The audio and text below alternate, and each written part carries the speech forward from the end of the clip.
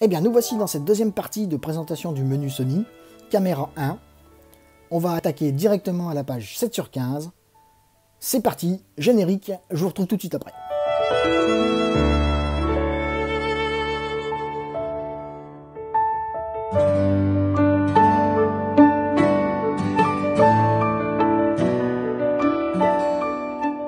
Alors, menu Sony, caméra 1, page 7 sur 15. On débute par pré-AF. Personnellement, je l'ai réglé sur off, mais pré-AF, qu'est-ce que cela peut bien signifier? En fait, si vous mettez sur on, l'appareil photo va faire la mise au point en continu et en permanence. Que vous vous serviez de l'appareil photo ou pas, vous aurez toujours la mise au point faite sur ce que capte le capteur. Attention, c'est un gouffre énergivore, vous allez bouffer vos batteries à vitesse grand V. L'avantage par contre, c'est que là au moins, vous êtes sur une prise de vue et vous avez la mise au point qui est faite avant même que vous appuyiez sur le déclencheur à mi-course. Elle est déjà prédéfinie par le collimateur que vous avez activé et la zone d'autofocus que vous avez activée. Attention, hein, j'insiste bien, si vous activez l'autofocus en permanence, soit pré-AF on, attention à l'utilisation des batteries, vous allez bouffer vos batteries très rapidement. Donc moi, pré-AF, off. I start AF. Alors là, je vais passer très vite là-dessus parce que au jour d'aujourd'hui, ça se destine aux anciens objectifs qui n'étaient pas adaptés aux réflexes et aux hybrides au jour d'aujourd'hui. Donc ça permet de faire la mise au point avec ce genre d'appareil photo en continu et de manière aussi efficace que les objectifs d'aujourd'hui. Enregistrement zone AF, chez certaines marques, ça correspondrait à ce qu'on appelait la mémoire d'exposition. C'est-à-dire que vous êtes en train de faire une composition à un endroit précis, donc vous mettez votre collimateur au focus là où vous voulez, tac tac, vous faites votre mise au point, vous faites votre calcul d'exposition, vous réglez votre exposition, et vous faites à ce moment-là enregistrement zone AF. Et lui, il a mémorisé votre exposition. Donc là, il suffit simplement de décaler votre appareil photo pour une recomposition, et vous pouvez déclencher, il a gardé tous les réglages que vous avez fait précédemment. Seulement le problème, c'est qu'il va garder ces réglages à chaque prise de vue. Donc pour ça, eh bien, on vient sur suppression AF enregistrement, et là on revient sur un fonctionnement de l'appareil photo normal. Couleur, cadre, mise au point. Donc bah, là, comme son nom l'indique, hein, c'est la couleur du cadre lorsque vous avez fait la mise au point, comme je le disais tout à l'heure. Vous avez le choix entre blanc ou rouge. Vous sélectionnez la couleur qui vous convient le mieux, et dès que vous avez fait la mise au point, tac, vous avez votre petite surbrillance rouge ou blanche, dès l'instant que vous avez fait votre mise au point. Alors, désactivation zone AF. Deux choix, on, off. Concrètement, ça veut dire que si vous mettez sur on, une fois que vous avez pris votre photo, la zone de netteté que vous êtes servi pour prendre votre photo va rester validée à l'écran après votre photo. Si vous mettez sur off, eh bien cette zone va se détruire et vous allez revenir sur une zone de netteté libre. Libre à vous de modifier comme bon vous semble. Donc menu caméra 1, on continue, 8 sur 15. Affichage, zone AF continue. Ça active ou non l'affichage de la zone d'autofocus sur l'écran. C'est une aide à la prise de vue. Zone de détection de phase. Alors là, c'est une aide à la mise au point supplémentaire. C'est un réglage d'autofocus un petit peu plus fin que l'autofocus traditionnel. Circulation du point focal. Quand on active, on a ne circule pas ou circule. Eh bien, on va faire les deux. Donc on met ne circule pas. On revient sur notre photo. Voilà, et là, je vais aller chercher mon point, voilà. J'arrive en butée en haut, je ne peux pas changer. Bon, j'arrive en butée à droite, je ne peux pas changer. Eh bien, si je reviens sur circule du point focal, si je mets sur circule, vous allez voir, ça parle de soi-même. Je suis là, je veux, voilà, vous voyez, je suis en bas, je me retrouve en haut, je suis en haut, je monte, voilà. J'ai en fait une concordance entre droite-gauche, sans avoir à m'occuper d'où je suis. Et c'est une fluidité d'utilisation qui est assez sympa à utiliser. Micro-réglage AF. Là c'est pareil, je ne vais pas trop rentrer dans les détails. C'est pour l'utilisation de certains objectifs qui ne sont pas dédiés aux hybrides. Ça vous permet, lors de défauts de calibrage de l'autofocus de l'objectif, de pouvoir rectifier ce calibrage et de retrouver des mises au point plus nettes que ce que vous aviez auparavant, en modifiant à l'intérieur du boîtier le micro-contraste de l'objectif. C'est assez particulier à utiliser. Ensuite, caméra 1, menu, 9 sur 15. Correction d'exposition. Bon bah là comme son nom l'indique, vous allez choisir la correction d'exposition de la prise de vue. Donc là c'est exprimé en IL. Donc pour ceux qui ne savent pas trop ce que veulent dire les IL, je vous invite fortement à aller revérifier la vidéo sur le triangle d'exposition où je l'explique. Là vous allez pouvoir surexposer ou sous-exposer votre photo malgré le fait que vous soyez à une exposition plus ou moins correcte dans l'œilleton. Rétablir compensation EV. Là concrètement vous avez modifié votre correction d'exposition et vous êtes admettons à plus 1 IL. Vous faites votre photo et vous avez fini votre journée de photo, vous ne pensez pas forcément à mettre votre appareil en veille, il se met en veille, vous en avez besoin, vous le réactivez, vous faites une photo, ah mince, j'ai une correction d'exposition de plus 1 IL. Et bien parce que là, vous avez activé maintenir. En fait, maintenir va vous garder la correction d'exposition que vous avez validée dans le menu précédent, même si vous éteignez volontairement l'appareil photo. Attention, il faut bien penser à mettre sur rétablir le moment venu, parce que encore une fois, si vous laissez sur maintenir, et bien comme vous avez pu le voir dans mon exemple, vous allez rester avec cette correction d'exposition, même si vous avez éteint votre appareil photo manuellement. Réglage ISO. Ah, là, on commence à rentrer dans le vif du sujet. Réglage ISO, et bien voilà, vous allez pouvoir, en sous-menu, régler les ISO directement ici pour la prise de vue que vous êtes en train de faire.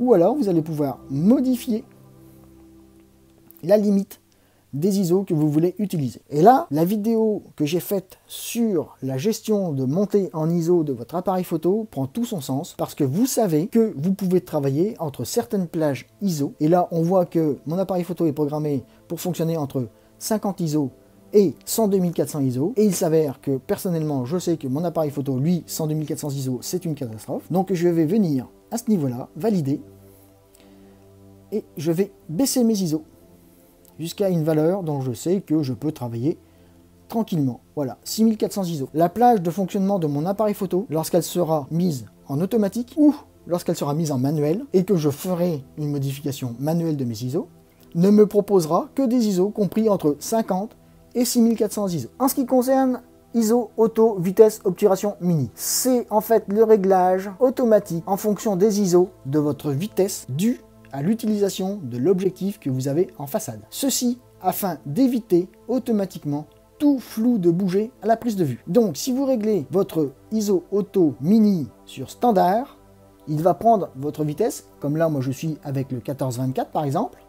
Si je mets mon 14-24 à 14 mm, il va me mettre la vitesse minimale d'obturation, donc sur standard, il va me la mettre à 1/15 de seconde et me régler les ISO en fonction de 1/15 de seconde. Par contre, si je la mets sur l'autre position que sur standard, position double, il va donc doubler ce 1/15 de seconde pour passer à 1/30 de seconde. Et là, j'ai une vitesse d'obturation qui sera minimum de 1/30 de seconde en fonction de mes ISO. C'est une sécurité à la prise de vue qui évite le flou de bouger. Ensuite, mode de mesure multi. Bon bah là, c'est tout simplement que vous allez indiquer à votre appareil photo le mode de mesure dans lequel vous allez travailler. Donc multi-zone, donc vous prenez la globalité de votre capteur. Ensuite, mode de mesure centre, vous n'allez prendre plus qu'une vingtaine de % au centre de votre capteur. La mesure spot standard, en fonction si vous mettez sur standard, sur grande, vous allez travailler entre 10 et 7% de votre capteur. Il va venir calculer la mesure spot sur mon collimateur autofocus et il ne va prendre que 7 ou 10% de la superficie du capteur à cet endroit. C'est vraiment un usage, la mesure spot, qui est plus dédié pour tout ce qui est prise de vue bien précise, avec un calcul de lumière bien précis à un endroit bien précis.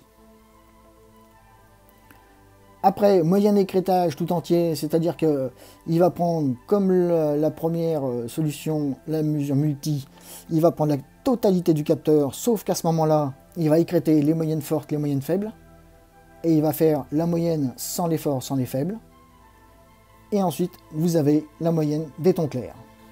Priorité vise multi. Alors, qu'est-ce que ça veut bien pouvoir dire, cette bête-là? Eh bien, ça va nous permettre d'activer ou non la mesure par l'appareil photo de la luminosité en fonction des visages détectés avec le mode de mesure réglé sur multi. Concrètement, vous avez plusieurs personnes sur votre photo pour une photo de famille ou de portrait. Et bien, à ce moment-là, il va venir faire la mesure de lumière sur les visages de tous les sujets détectés Point spotmètre. Comme je vous l'ai dit tout de suite avant dans le mode de mesure, vous voyez, moi j'ai lié mon point spotmètre à mon point focal, de manière à ce que lorsque j'utilise mon appareil photo pour faire de la macro, eh bien j'ai mon collimateur autofocus qui est activé, il est lié à mon point focal, je me mets en mesure de lumière spot, et là, à l'endroit où je fais la mise au point, sur mon sujet, il va me faire mon calcul de lumière sur les 6-7% de mon point autofocus au niveau de la captation de lumière. Caméra 1, 10 sur 15. Palier d'exposition. Alors là, vous avez deux choix. Ou vous fonctionnez en palier d'exposition de 0,3 IL, ou en palier d'exposition de 0,5 IL. Personnellement, et là je ne comprends pas ce qui se passe, mais il va falloir que je modifie mon réglage, moi je travaille en palier d'exposition de 0,5 IL. Pourquoi? Parce que c'est tout bête, parce que je sais qu'à tous les deux clics, au niveau de mes réglages, que ce soit en ouverture ou en expo, j'ai un IL. Deux clics, un IL. Donc, ou j'incrémente d'un IL mon exposition ou mon ouverture, ou je décrémente d'un IL mon exposition ou mon ouverture entre deux clics. Donc évidemment, si pour 0,5 IL, je suis à 2 clics, pour 0,3 IL, je serai à 3 clics, 3 crans, ou à droite ou à gauche, plus ou moins un IL. Donc là, c'est à vous de vous adapter au mieux et de voir quel réglage vous convient le mieux. AEL avant déclenchement. Ici, on nous permet de choisir de verrouiller ou non l'exposition lorsque le déclencheur est enfoncé à mi-course. Cette action s'avère utile lorsque vous souhaitez régler séparément l'exposition de la mise au point. Je ne vois pas trop l'intérêt, mais moi je laisse sur auto, je laisse mon déclencheur à mi-course, je fais la mise au point, je prends ma prise de vue, c'est ce qui me paraît le plus facile d'utilisation et le plus judicieux. Réglage standard d'exposition. Ici, encore une fois, on nous permet de base de modifier l'exposition de chaque mode de mesure. Donc si je regarde sur mes modes de mesure, voilà, on retrouve bien multi, centre, spot, et moyenne écrêtage tout entier, ton clair. Dans mon cas, lorsque je suis en macro, je sais que je suis à 95% du temps en mesure spot. Donc je peux venir ici et modifier mon palier d'exposition, et je sais que à cet instant, je serai à plus 1 IL dès le départ lorsque j'active la mesure spot. Ou alors, je peux me mettre aussi à moins 2 IL. Donc là, vous pouvez, en fonction de l'utilisation de votre appareil photo et de l'utilisation de vos modes de calcul de lumière, choisir de modifier ou non, dès le départ, sans même avoir fait aucun réglage sur l'appareil photo, si vous voulez modifier la correction d'exposition avant même la prise de vue, et sans vous préoccuper de la prise de vue, vous savez que dans ce mode, vous allez pouvoir activer plus 1, moins 1, moins 2, plus 2 IL, en fonction du mode de mesure de lumière que vous avez choisi. C'est pratique, mais attention, encore une fois, il faut avoir l'habitude de savoir comment on travaille, si on est en paysage, ou en macro, ou en portrait, etc., etc. Ça peut être dangereux, parce que si vous modifiez et que vous en rappelez plus, vous allez avoir des différences de luminosité entre plusieurs prises de vue identiques, et vous n'allez pas comprendre pourquoi, tout simplement parce que à ce niveau-là, vous aurez modifié votre réglage standard d'exposition, vous ne saurez pas forcément comment retourner pour modifier ceci. Donc les réglages standard d'exposition, personnellement, n'y touchez pas trop tant que vous n'avez pas l'habitude du fonctionnement de l'appareil photo. Caméra 1, page 11 sur 15. Mode flash. Bon, comme son nom l'indique, hein, ça permet de paramétrer à ce niveau-là tout ce qui est flash. Hein. Si vous êtes en ETTL, en TTL, etc. Donc, en fonction du flash que vous branchez sur l'appareil photo. Correction flash. Bon, là c'est pareil, hein, vous allez directement influencer sur la puissance du flash. Et si on regarde, bien vous allez pouvoir modifier, vous voyez, plus 0,7 IL, plus 1 IL. C'est directement la puissance du flash que vous allez impacter en fonction du réglage que vous allez choisir. Réglage, correction, expo. Là, vous allez dire à votre appareil photo, lors du calcul de l'exposition, si vous voulez qu'il prenne en compte le flash et la lumière ambiante, ou uniquement le flash. Si on regarde dans le menu, vous voyez, ambiance et flash, ou ambiance seul. Là, ce sont des modes uniquement à l'attention de ceux qui font des photos au flash. Hein. Après, vous avez donc flash sans fil. Bon, comme son nom l'indique, hein, c'est pour paramétrer les flashs sans fil. Réduction des yeux rouges. Modifier les yeux rouges par l'émission d'éclairs avant la prise de vue afin de forcer l'iris de la personne que l'on va prendre en photo à se fermer et éviter ainsi les yeux rouges. Réglage flash externe, ça permet de régler tout un système de flash adapté à votre boîtier d'appareil photo. Je ne vais pas rentrer dans les détails puisque ça concerne très peu de personnes. Menu caméra 1, page 12/15. Donc balance des blancs, vous allez pouvoir sélectionner la balance des blancs pour laquelle vous voulez travailler. Donc vous voyez, vous avez différents effets de balance des blancs qui apparaissent à l'écran. Comme vous pouvez le voir, hein, chaque balance des blancs a son impact. Personnellement, moi je suis toujours en balance des blancs personnalisé. Je viens sur la touche de gauche et je modifie ma balance des blancs. Alors c'est pas là, évidemment, c'est ici. Voilà. Et je modifie ma balance des blancs en fonction de mon ressenti. Donc là par exemple, si j'avais une balance des blancs à faire, je serais aux alentours de 3000 Kelvin. Ça me paraît pas mal. Voilà. Et je modifie ma balance des blancs à ce niveau-là. On verra comment faire pour accéder à ces réglages beaucoup plus rapidement et beaucoup plus simplement. Réglage priorité dans balance des blancs. Donc là, vous pouvez dire à l'appareil photo à quel niveau vous voulez que la balance des blancs se fasse. Moi, je l'ai forcé en balance des blancs blanche.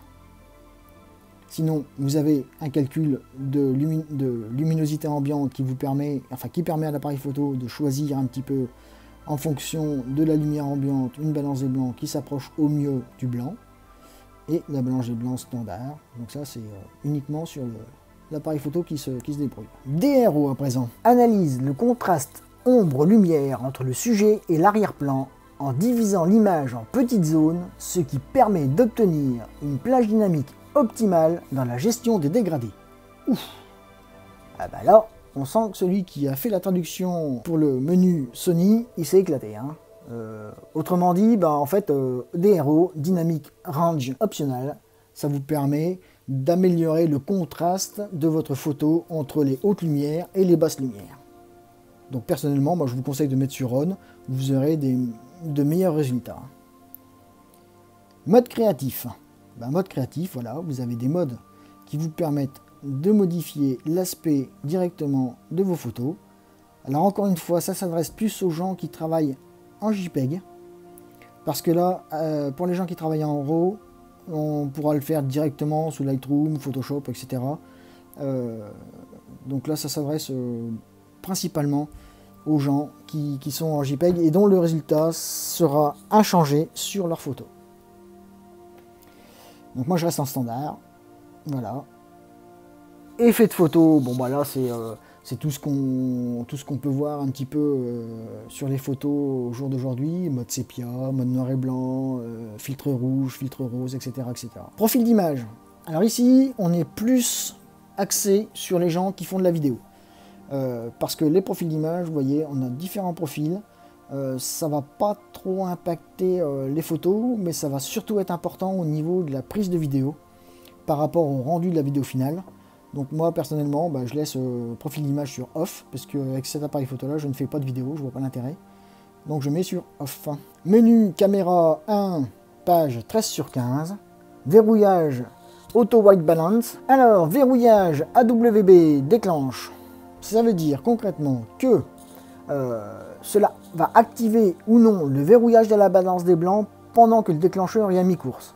Et ce, même lorsque Auto White Balance est réglé en mode auto. Votre balance des blancs va impacter votre photo uniquement si vous appuyez sur le déclencheur à mi-course.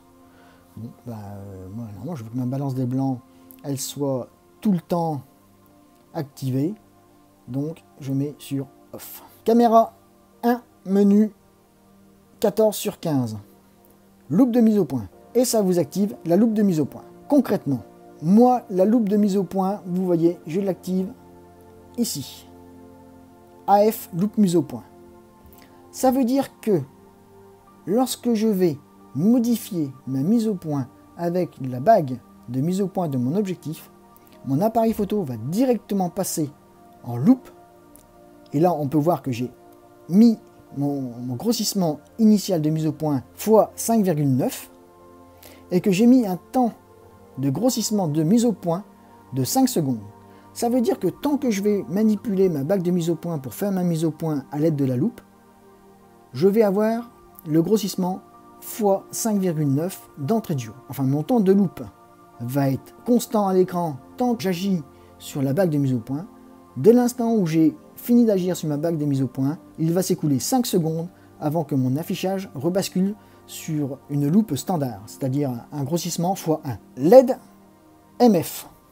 Concrètement, LED MF, ça va vous afficher des zébras là où votre profondeur de champ est optimale. Je vous rappelle que la profondeur de champ, c'est la zone de netteté de votre photo. Et là, à l'aide de cette aide, vous avez des petits zébras qui apparaissent, autrement dit, réglage intensification. Donc, on est sur On, on a une intensification élevée, donc ça veut dire qu'on verra très bien les petits zébras apparaître à l'écran. Et moi, j'ai réglé la couleur d'intensification en rouge, de manière à ce qu'elle soit bien visible. Caméra 1, page 15 sur 15. Prise de vue anti-scintillement. Alors là, concrètement, ça vous permet de sélectionner un mode de votre appareil photo dans lequel il va se synchroniser avec l'éclairage ambiant. C'est-à-dire que si vous êtes dans un endroit où vous avez de l'éclairage à base de néon ou un éclairage à base de lumière stroboscopique, il va calculer le temps exact où vous pouvez faire la mise au point et avoir l'apport de lumière maximal. Mais aussi, lorsque vous faites des photos dans une pièce où il se trouve un écran d'ordinateur ou une télé ou tout objet qui scintille, il va calculer le moment exact où vous allez pouvoir faire la photo sans avoir de rayures noires sur les écrans qu'ils sont dans la composition de la photo. Enregistrement visage. Alors là, ça s'adresse potentiellement aux photographes portraitistes parce que avec ce menu, bien vous allez pouvoir définir, lorsque vous avez plusieurs personnes à l'écran, quel est le visage qui sera prioritaire par rapport à l'autofocus. Et ainsi, si vous activez priorité visage enregistré, vous allez pouvoir activer automatiquement cet enregistrement. Voilà pour la deuxième mouture de caméra 1. Là, nous allons activer la mouture caméra 2, mais je vais arrêter la vidéo là parce qu'encore une fois, nous sommes à des temps de vidéo qui sont assez conséquents. Et concrètement, je ne voudrais pas dépasser, comme je vous l'ai dit précédemment, une certaine durée de visionnage des vidéos. Surtout qu'il y a quand même pas mal de choses à assimiler. J'ai essayé de vous expliquer au mieux les réglages comme moi je les ai assimilés et comme je les pratique. Maintenant, je vous laisse me laisser poser les questions qui vous importent. Laissez-moi vos commentaires. Le petit pouce en haut pour savoir si la vidéo vous a apporté quelque chose d'intéressant. Le petit pouce en bas, ça me permettra de me mettre un petit coup de pied dans les fesses en me disant c'était pas top encore une fois. Réveille-toi et fais-nous des vidéos un peu plus intéressantes. Et si ça vous plaît, eh ben, je vous invite à vous abonner. Et je vous dis à bientôt pour une nouvelle explication des menus Sony.